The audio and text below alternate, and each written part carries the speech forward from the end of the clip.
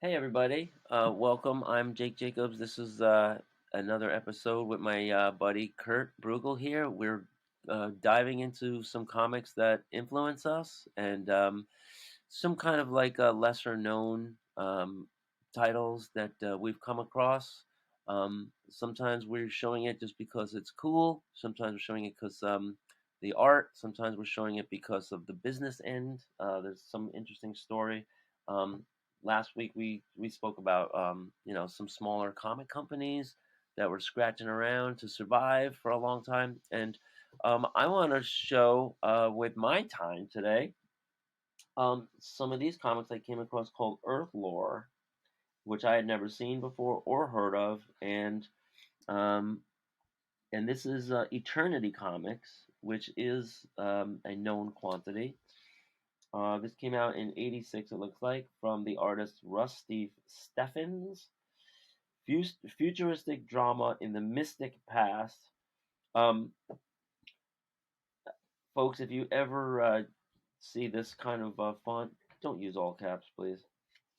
Um, I am a typographer, and so I really, kind of, I'm anal up the ass, as my friend Rick says.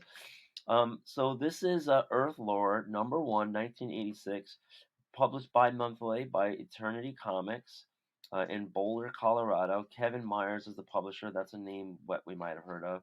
And he gave this writer and artist team some daylight, and he published their comic called Earthlore.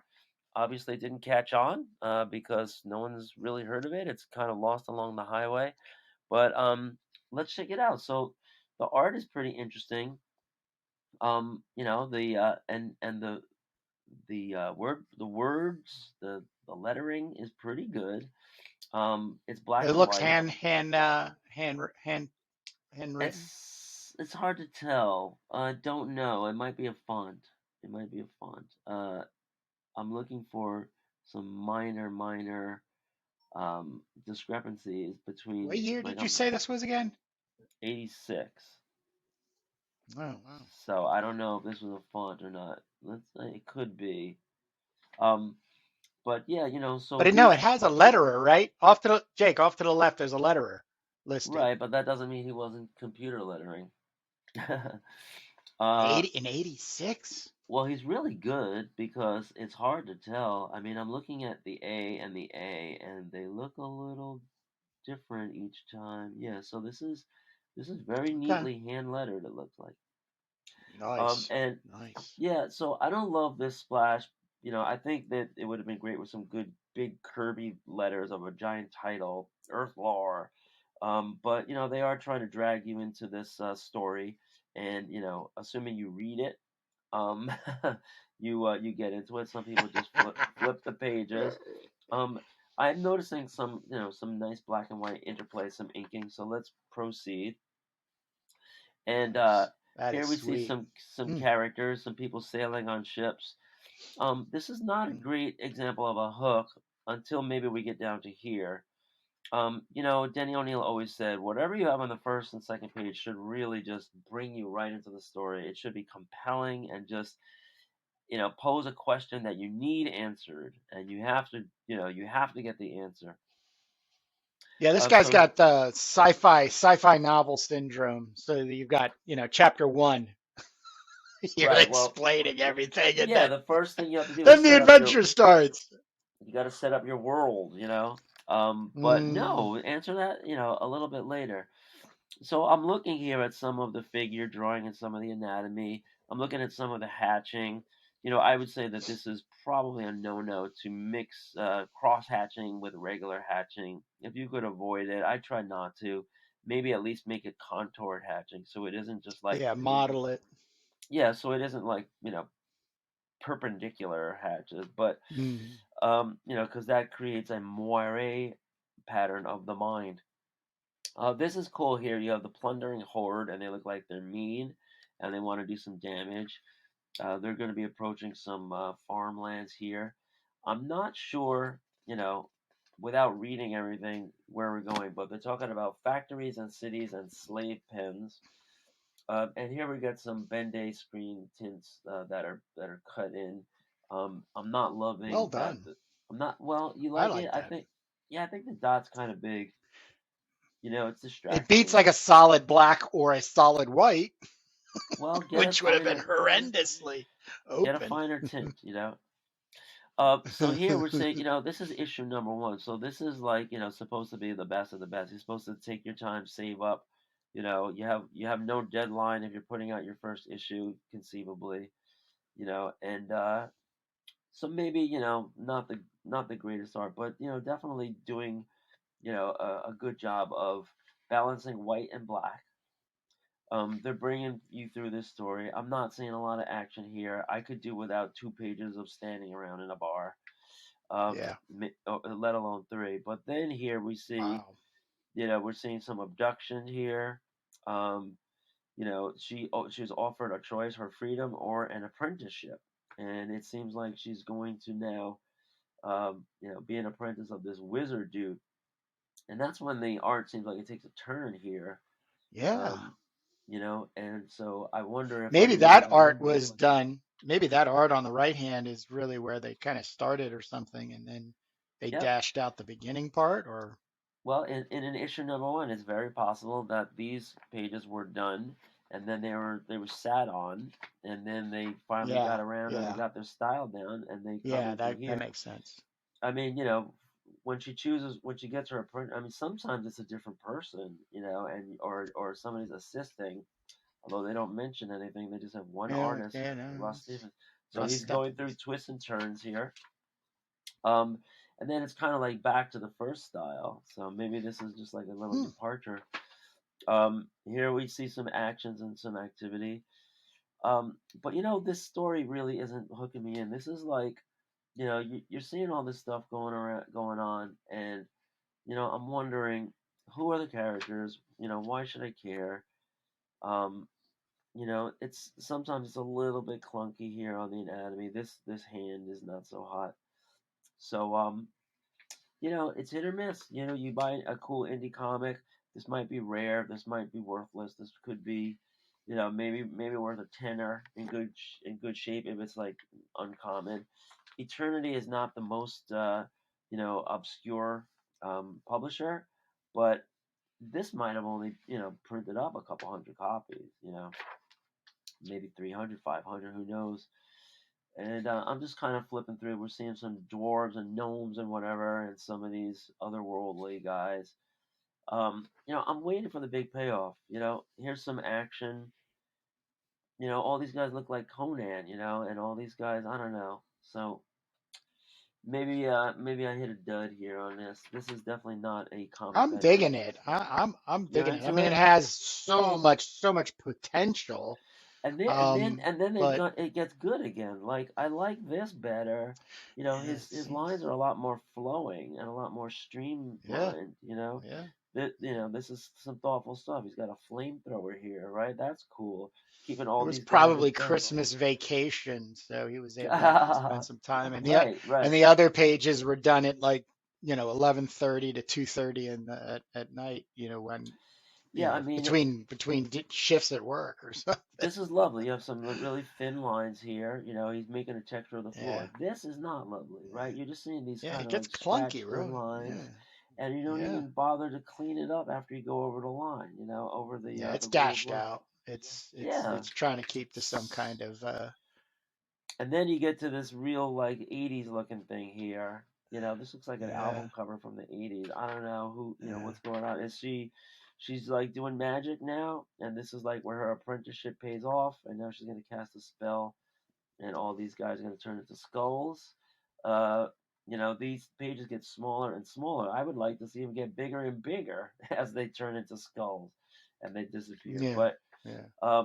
this is Earthlore number one. So let's see, 24 pages. And then they have one, A two, novel. 3, 4 pages of prose typed Whoa, out in nice. Times New Roman by Hmm. Matthew Tyrrell Bender. So he just got his little mini novel published in the back of there.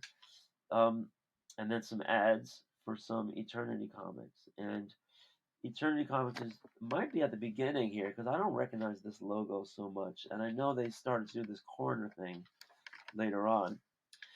Here's Kevin Farrell in Earthlore, The Reign of Dragon Lord. So is that like a spin-off? What is going on? First issue? I don't know if this ever came out. A lot of this stuff is just vaporware that never comes out. If it saw the light of day, I wouldn't know about it. And then an ad for St. Mark's Comics, which means the artist might have been local to New York because when you put this in, that usually means you know the guy. Let's check out Earthlore 2 and see if it gets any better. I'm seeing a little bit of like Mike Grell influence, but maybe not as pro. Um, it's Russ Steffens again, and is this the same writer, Gary King? No, a different writer. So it looks like this artist switched writers. So I don't know if the artist is, the owner of the. It sounds like the artist is the owner of the title, and I he bet gave you it that some. editor is. I bet you that editor is. Well, I don't. Oh, Martin Birkenwald. Mm, Yeah, I Yeah, bet you. I edited by bet you it's Martin like a. Birkenwald, written by Yeah, Gary King. I think he's getting somebody to do the grunt work, and then he's polishing it up, and then he's getting an illustrator. The dawn always brings decision, and Okay. here we don't see. I don't The know if witch. it's the witch. So I guess we're just where we left off. The lady was an apprentice. She got some powers. She killed a whole bunch of guys or turned them into skulls. Now they want retribution. She's up in her ivory water tower. Um, and we got this midget guy, or sorry, you're supposed to say short person guy. They do have a couple of characters that come back. I see a lot of standing around and hand wringing, and I see a lot of these sloppy lines. So I'm gonna give them a C on that. Here we're still standing around, standing around, standing around. This is really what gets my goat. Standing around, standing Yeah. around, standing around, standing around, standing around. I mean, the story might be fascinating, but we don't on these podcasts we don't have time to just like get into that. Um, I wonder if they switched over to some typed out fonts here because they don't credit No, they a have a letter. letterer. I mean, they have another letterer. So They don't. I Oh, can't. they do. Yeah. Yeah, Oh, they do. Kurt They got a Haslam. letter. Yeah, but it's a Yeah, different. I mean, All right, and I wonder how much time is this is 1986 and this is 1987, but it could have been a long time. And look, this says Eternity is published in Brooklyn, New York, so that's where the New York wow, connection wow. comes. So yeah, we're standing around. Here's finally we get to the action. Some guy gets stabbed right through the chest. Um, and then these guys got these energy pulse guns. So now they're just blasting holes in these guys. Uh, battle ensues, and they get on these land speeders. This is kind of like Star Wars ish. They're going in, and then next thing you know, they're in a bar, talking, sitting around talking. Uh, Next thing you know, we got dinosaurs. So this is the first time. I don't know if this is time travel or this is an exotic realm. God help us. So we're all over the place. So yeah, Earthlore's not going onto my list. I see. Yeah. The art is Huh. decent. I think. Uh, Looking this guy up, I think he ended up working for Marvel, but I think I only saw one credit for him, Russ Steffens. Um, and yeah, it didn't take off. Earthlore didn't take off. It says continued.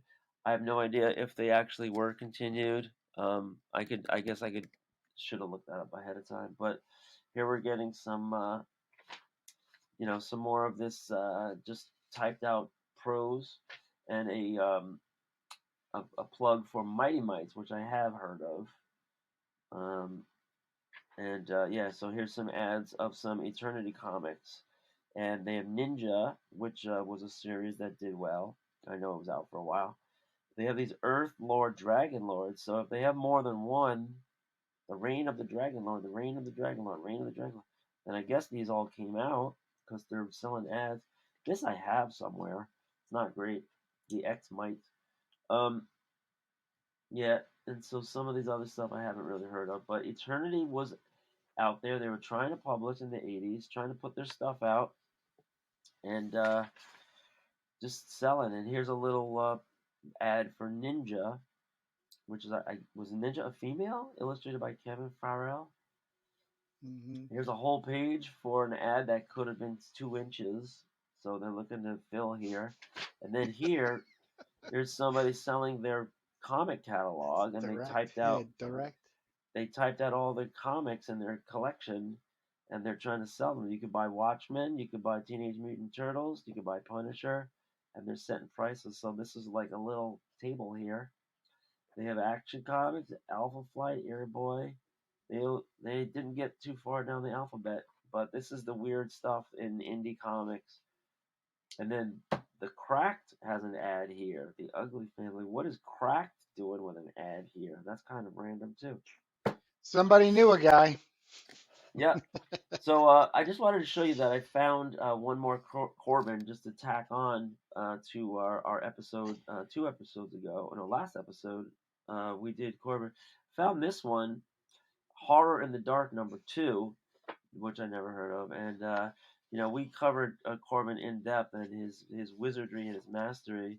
So I'm Well, just we gonna could take. do this again. I mean, this could be something. You can always bring this back out. I mean, Well, just doing a catch up is it because I don't worth know how taking many a other deeper flim?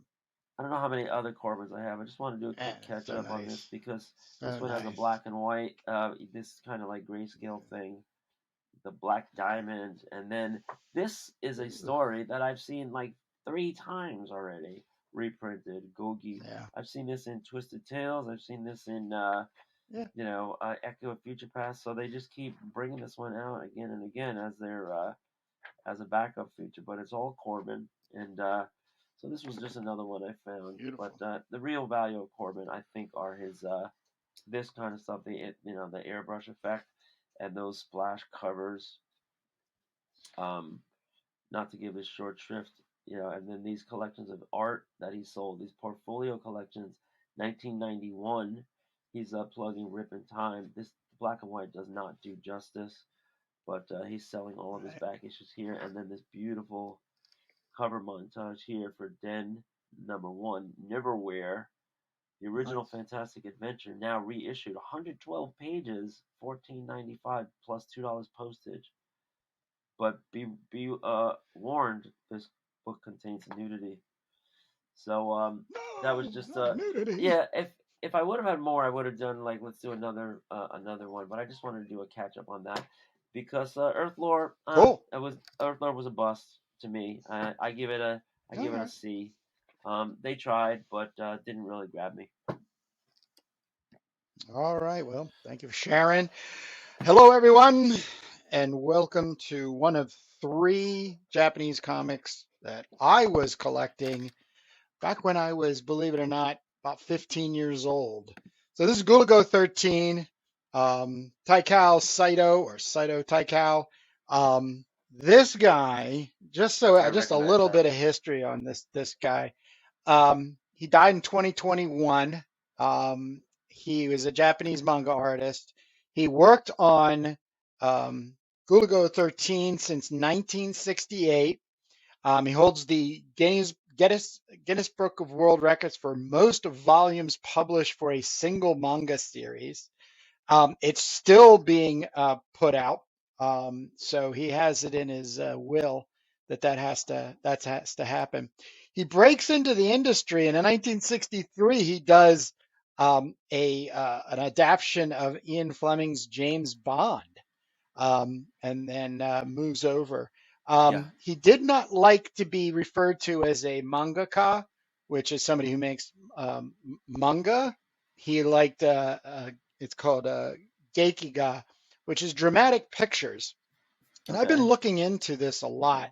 It's really what it comes down to is a style of Japanese comics aimed at adult audiences and marked by a more cinematographic art style and more mature themes. It's pronounced predominance is in the 60s and the 70s. Um, the connection, I think, is that they're in our other. Look at that. Let's see if I can take this glare off a bit. Well, that's probably only See the that shiny that's pages, better. right? Okay. Yeah, it's just one of the things. Is it dark? Is it night? No, it's fine. Anyways, there's a lot of exploitation that we talk about here. So the reason we're doing these comics that influence Breakout is we talk a lot about the stuff that influences us. I think it's a hand in hand thing with comic books, any kind of art or genre, but it's really deep with us. We talk about the black and white indie comics, and that's what we're sharing predominantly now. European and Japanese, but also the movies too. So this is based on, I think, something that was more in the lines of like Yakuza type of thing. Uh-huh. Men's Adventures, which was a huge industry in the 60s and 70s. There's a magazine um, called Men's Adventure, actually, a lot of them. And, it was about gritty, square jawed, guys. I actually ended up getting a hold of this comic in a purchase I made of some paperbacks. I got 4 paperbacks. And then I wanted to I went over and to just check to see what else they got on eBay and wanted to see if there was anything else that they had. So right there, you have And I found great this. storytelling. You got great Oh storytelling in my there. Lord. Oh my Lord. Just the Now, from the one sequence of action to the next, it really draws you in, right? And you just want to follow what's happening. it is amazing. I cannot stop looking at these. Now, back in when I was into comics or getting into comics, like as a obsession, there was a place called Comics and Robots down by where I live in Wilmington, Delaware, and they used to do a like a spring fair, like a tent. It was called a tent sale actually, and so out on the front lawn this big tent was set up, and then these boxes of books were just brought out from different people. One of the guys literally sold comics out of the back of the trunk of his car. But what he was selling was is twice a year he would go to Japan and he would come back with Japanese Oh, comics. I bought this. This is 1970. This is issue number 6 and uh-huh. this is an original printing. I've probably got this for, oh gosh, stickers can come off of it, a couple of bucks. Now, I bought manga for one reason, the thickness. In other words, I was going to get a lot of just sitting and staring time, and I have gone through this A lot for your money. hundreds and hundreds of times. Oh yeah, I mean it was just, But you can't uh, read anything. I I used to do a little loose translation. I was a person who was very obsessed with Japan. I actually ended up getting to go over there during college. One whole year of college, I was flying back and forth working on a project in Hiroshima. So my downtime working over there, I would be in the manga shops, and getting into it. I have to say though, I really did get into anime a lot more. So we also had a gentleman at college who had a big collection down to laser discs of anime, and of course I became fast friends with him. He used to do an auditorium type thing where he would show off at night, Uh-huh. these great, Anime and productions and this was stuff. one of them. Yeah, Golgo 13, the anime is phenomenal. It's phenomenal. But yes, you're right. There is such a pacing, and I think they really do get the whole wanting to make cinema happen, and it just seems to work so well with the right people in manga. And Takao is just, he just really does it. There's a second issue of this that I'm going to probably end up pulling the trigger on and getting, but there was only 2 put out by this company, which is called Lead Publishing. And I believe they end up getting acquired or sink into Viz Comics, which is coming out at the same time. Yeah, well, Viz ends This up grabbing is, everything at the end. oh yeah, yeah, yeah, and they're still being, they're super. I think this is 88 or 89 is when this is. this is brought over, And obviously getting the translated. copyrights and that, yeah, and translated. And then of course you're also dealing with the flipping. So this comic reads from this way, Yeah, you got to flip it. from right to left, and we read left to right. So it comes down to this flipping. But if you flip the panel, I wish I had something I could show a better reference to. You know, it's It amazing would that be my there. students read manga. I mean, it's translated, but it's not flipped, and it's amazing that they can It's just turn around and do that. These kids I nowadays, yeah, it's a kind of wild thing. I think there's also a loose. they won't do their English homework, but this they can do, right? But there's something about pictures in comics that if it's done really well, and once again, I believe this did it so well. Space Cobra did it really well, and Lone Wolf and Cub did it really well. I really didn't need, once I got into getting a hiragana translation and then and a couple of dictionaries, just to kind of get the big words. I was like, oh, okay, they're standing around talking about being mad at each other. All right, so there's not a lot of depth, I think. And it's one of the nice things about this character. The character himself, Gulago 13, is a professional assassin. His real name, age, birthplaces are birthplaces unknown, and there is no consensus in the whole worldwide intelligence community as his true identity. Most of his jobs are completed through the use of a customized scoped M16 rifle. His most frequently used alias is Duke Togo. And then this is, I think, a really neat way of you bring this up with Denny O'Neil talking about naming things. The name Gulago 13 is a reference to the death of Jesus Christ. Oh, Gulago is really? short for Golgotha, the place of Right. Christ's crucifixion, while the number 13 is considered an unlucky number. Also, Gulago 13's logo is a skeleton wearing a crown of thorns. So they don't kill us with No, I mean, depth. It's always here, these surface adventures with baddies and schemes and scams going here and there and behind their back, and then getting on about that. But no, this is some great stuff. You get it from picture to picture. What's happening? You don't really need a translation. yeah. So I noticed that they translated into English. You have a lot of extra space for the words, and so they make the letters pretty big. Yeah, they Um, do. I think that's a bit bolder. And it's also kind of weird that they're just typing that out in a computer font, but they're not centering it. It's flush left, which is kind of weird. Um, Exactly. so that's what happens when you're a typographer and you notice these kind of And things. another thing I want to call out is all of those unsung heroes that are working in Takau's studio. So this guy's not doing all this by himself. I mean, I'm sure he's laying out. There's actually I'll put a link in the description below.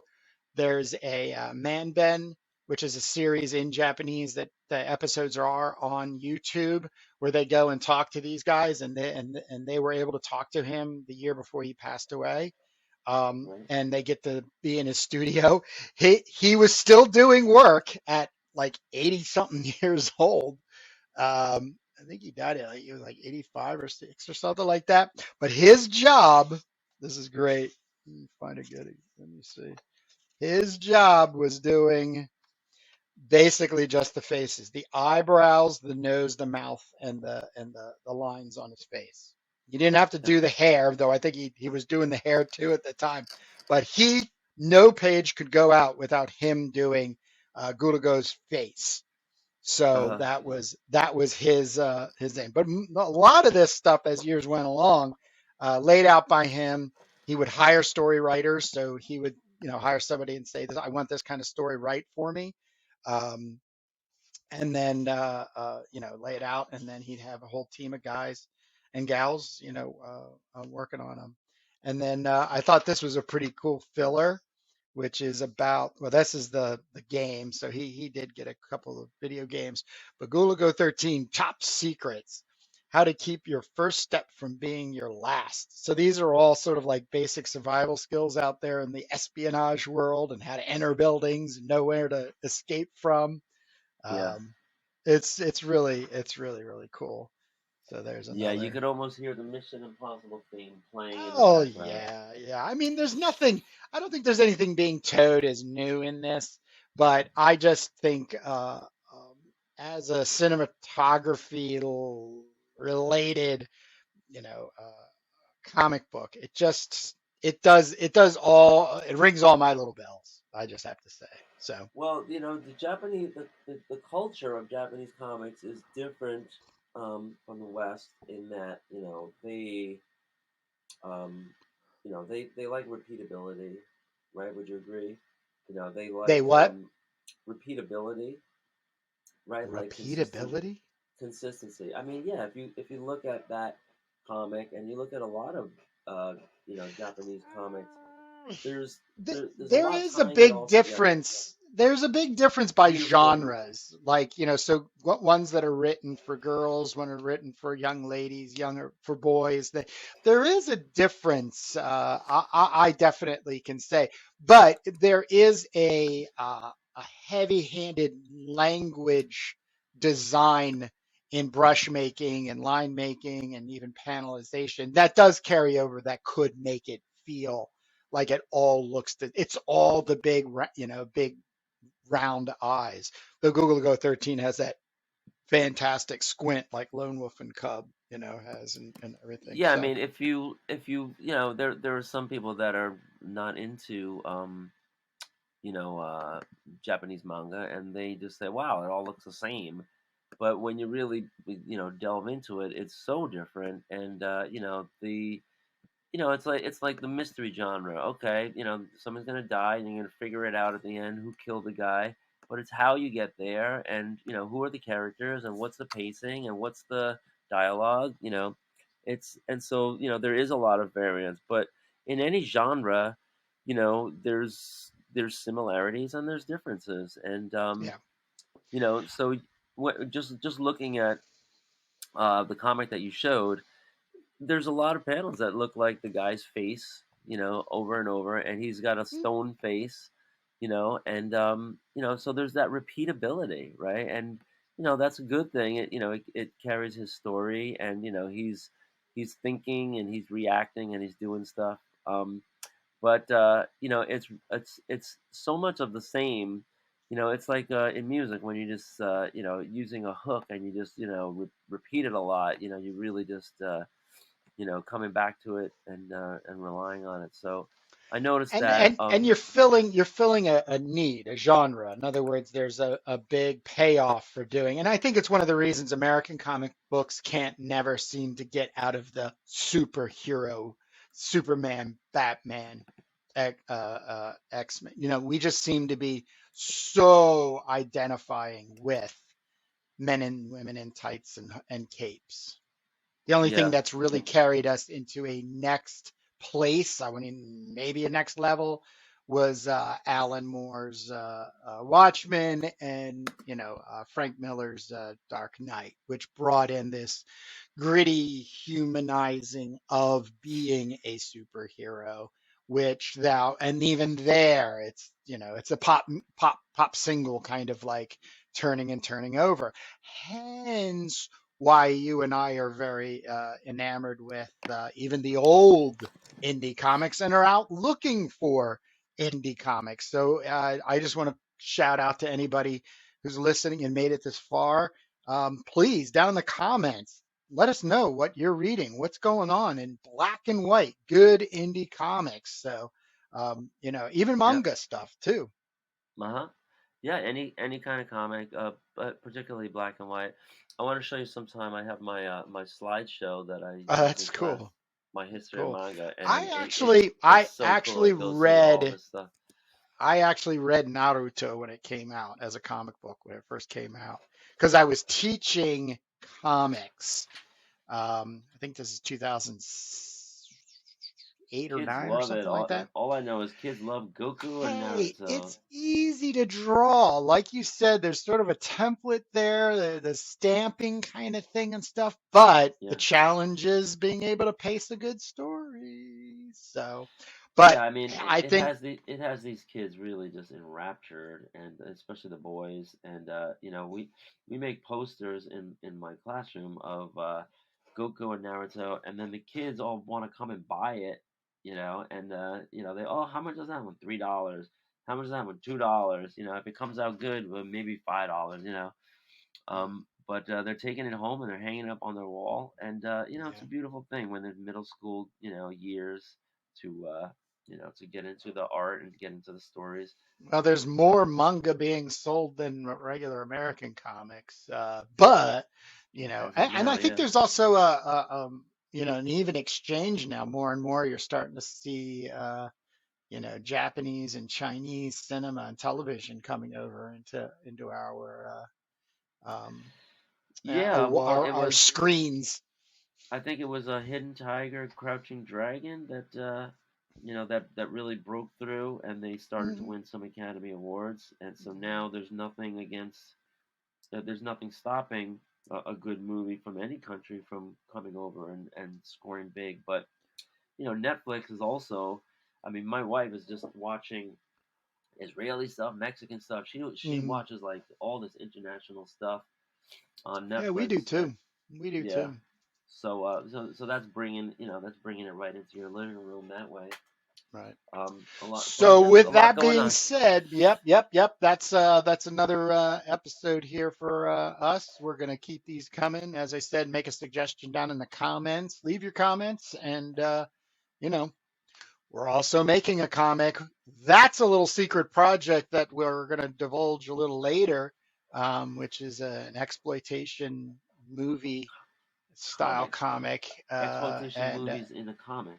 How in a about that? comic. So yeah, we're trying to work that out too. But yeah, This I sounds don't have fun. anything else. I'm gonna let these people get back to whatever they're doing, which has something to do with comics probably. But do you have anything to add? No, just come check it out next week, or just binge watch by going back to our channel and just hitting the next button.